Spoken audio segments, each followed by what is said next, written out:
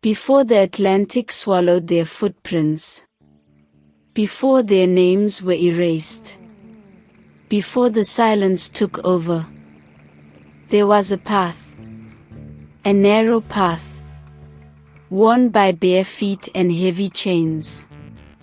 We call it the slave route of Badagry. And at its bitter end stood the point of no return. This story begins in Badagry, a coastal town in present-day Lagos State, Nigeria. But centuries ago, it was one of West Africa's busiest slave ports, where human lives were bought, branded, and broken. From the 1600s through the 1800s, Badagry was not just a town. It was a marketplace of souls. European and Brazilian slave merchants came here seeking profit. African middlemen, kings, chiefs, and merchants sold captives for guns, rum, mirrors, and gunpowder. Those captured, through war, raids, or betrayal, were marched through the town. They passed through the Seriki Abass Barracoon, where they were chained for days, even weeks.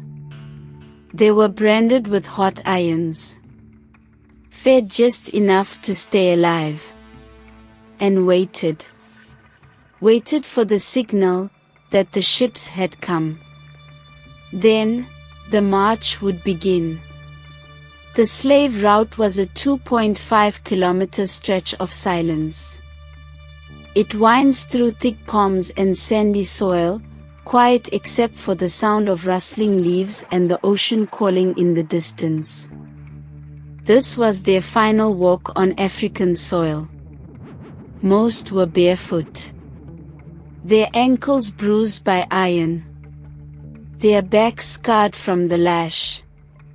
They were made to march in rows, men, women, children. No names. Just bodies. Just numbers. They walked under the eye of guards, watched by traders, and led by fate toward the Atlantic. At the end of the path, past the ancient shrines and coconut trees, they came upon a narrow point of land where the sea embraced the shore. That place is now marked by a simple sign. It reads, "The point of no return." Here, they were forced into boats, small canoes that ferried them to slave ships waiting offshore. For many, it was the last time they would ever see Africa. They weren't told where they were going. They didn't know what ocean lay ahead. All they knew was that they were leaving behind their homes, their families, their language, their names. It was not just a physical departure. It was a spiritual severing. For some, the ocean became their grave. Sickness, starvation, suicide. Those who survived the crossing would become slaves in Brazil, the Caribbean, America. Their descendants scattered across continents. But the trail they walked still exists. The soil still remembers. The trees still stand. And today, pilgrims walk the same route, not in chains, but in remembrance.